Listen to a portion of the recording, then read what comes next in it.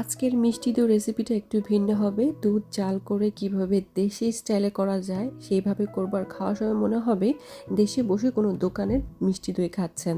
আরও অনেকেই জানতে চান আমি ওভেনে কিভাবে এই দইটা পাতি আর আমার ওভেন কোনটা। সবার সব প্রশ্নের উত্তর দিব ওভেন নিয়ে এই ভিডিওতে, আর সাথে থাকবে অনেক অনেক টিপস। আসসালামু আলাইকুম, কি খবর সবার, কেমন আছেন? ঈদের দিন এই গরমে একটা মিষ্টি দই হলে কিন্তু ভালোই হয়। আমার এই পেজে অনেক মিষ্টি দই রেসিপি আছে। আজকেরটা একটু ভিন্ন, দুধ জাল করে কিভাবে করা যায় সেটাই করে দেখাবো। প্রথমে এখানে আমি হাফ কাপ সুগার নিয়ে এটাকে ক্যারামেল করে নিচ্ছি। আর এটার কারণ হচ্ছে এতে সুন্দর একটা কালার আসবে। দইতে কিন্তু আমরা দেখতে পাই একটা সুন্দর কালার, হয়তো বা এটা অনেকে ফুড কালার দেয়, কিন্তু আমি এভাবে ক্যারামেল করে দিই, তাতে কালারটা খুব সুন্দর আসে। এবং এই দুধটা এখন আমি অনেক সময় ধরে জাল করব, জাল করলেও কিন্তু আরেকটা সুন্দর কালার চলে আসবে। আরেকটা টিপস আপনাদের সাথে শেয়ার করি, আমরা যখন দেশে দই খাই দইয়ের মধ্যে কিন্তু সরের একটা দানা দানা আমরা অনুভব করতে পারি। সেটা হচ্ছে যখন আমরা দইটা জাল করব, এই যে আশেপাশে যে লেগে আছে না, এগুলো যদি আমরা স্প্যাচুলার দিয়ে একটু সরিয়ে নেই আস্তে আস্তে করে, দুধের সাথে মিক্স করতে থাকি, তাহলে কিন্তু অনেকগুলো এরকম জমতে থাকে, দুধের মধ্যে মিক্স হয়। এইটাই যখন আমরা খাই দুধটা জমার পরে, দইটা হওয়ার পরে, তখন মনে হয় যে আমরা সর খাচ্ছি। তো এভাবে আমি যখন জাল দিয়েছি অনেকক্ষণ, আমি আশেপাশে যে লেগে থাকা দুধটা বারবার স্প্যাচুলার দিয়ে ভেতরে মিক্স করে নিয়েছি। এখানে আপনাদের ঘরে থাকা যে কোনো টক দই আপনারা ইউজ করতে পারেন, তবে বেশি টক হলে সেটা কিন্তু একটু পানি ঝরিয়ে নেবেন। আমি এখানে গ্রিক ইয়োগার্টটা ব্যবহার করেছি, তাই আর পানি ঝরানোর প্রয়োজন নেই, এটা একটু ক্রিমি ক্রিমি হয়। আর আমি প্রায় এখানে হাফ কাপের মতো দিয়েছি। আপনারা টক দইটা হাফ কাপ অথবা একটু কম দিলেও চলবে। ভালো করে মিক্স করে নিয়েছি, এখানে কিন্তু একদম রেডি, খুবই সহজ।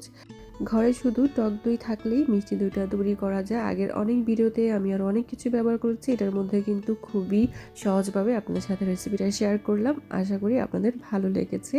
আমি এখানে মাটির পাত্র নিয়েছি, আপনারা ওভেন প্রুফ যে কোনো পাত্রই নিতে পারেন। আমি যখন এই প্রসেসটা করছিলাম তখন আমি আমার এই ওভেনটাকে একদম হাই হিটে প্রায় 40 থেকে 45 মিনিট পর্যন্ত গরম করে নিয়েছি। গরম হওয়ার পর এটাকে আমি বন্ধ করে দিয়েছি। বন্ধ করে এখন আমি মাটির এই পাত্রটাকে ভিতরে রেখে দিচ্ছি। এখানে আপনাদের সাথে আমি একটা টিপ শেয়ার করি, অনেকের ওভেনে প্রথমবারেই কিন্তু হয়ে যেতে পারে, আমার ওভেনটাতে হয় না। আমি আবার কি করেছি, যখন ওভেনটা ঠান্ডা হয়ে গেছে ওটাকে আমি বের করে দেখেছি এখনও ভালো করে জমে নাই, তখন আমি আবার 5 মিনিট অন করে দিয়েছিলাম। ওই পাত্র কিন্তু ভেতরেই ছিল। 5 মিনিট অন করে ঘড়ির টাইম ধরে আবার বন্ধ করে দিয়েছিলাম। এভাবে আমি 2 বার করেছি। যখনই দেখেছি আমার ওভেনটা ঠান্ডা হয়ে গেছে, 5 মিনিটস অন করে আবার অফ করে দিয়েছি, 5 মিনিটস অন করে অফ করে দিয়েছি। তারপর দেখেছি আমার দইটা একদম সুন্দরভাবে জমে গেছে। আবার অনেকের এই ওভেন আছে যে আপনি আধা ঘন্টা 40 মিনিট গরম করেছেন, তাতে আপনার দইটা জমে গেছে।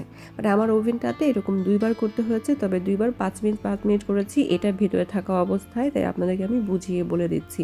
এই দেখেন কত সুন্দর জমে গেছে। আমি কিন্তু এখনও ফ্রিজে রাখিনি, ফ্রিজে রাখলে এটা আরও ভালোভাবে সেট হবে। একদম ঘন আর ঠিক হয়ে গেছে পারফেক্টলি। আমার ওভেনটা দেখেছেন যে গ্রিল আর হচ্ছে ওভেন লেখা, আর যেরকমটা আপনাদেরকে আমি দেখিয়েছি, এটা নিচের থেকেও একটু আগুন জ্বলে, উপর থেকেও আগুন জ্বলে, এটা কিন্তু ভেতরে আগুনটা দেখা যায়। সো আপনাদেরটা এরকম হতে পারে, আবার অন্যরকমও হতে পারে। আমি এটাকে ওভারনাইট ফ্রিজে রেখে দিয়েছিলাম, আর এই যে এখন বের করছি, আপনাদেরকে একটু কেটে দেখাচ্ছি। এটা যখন আমি খাচ্ছিলাম ভেতরে আমার কাছে মনে হচ্ছিল যে দুধের স্বর আমার জিহ্বাতে হালকা হালকা লাগছিল। আর এটাই হচ্ছে অনেক সময় আমরা দেশে যখন খাই, ঠিক এই রকম দইটাই কিন্তু আমরা খাই।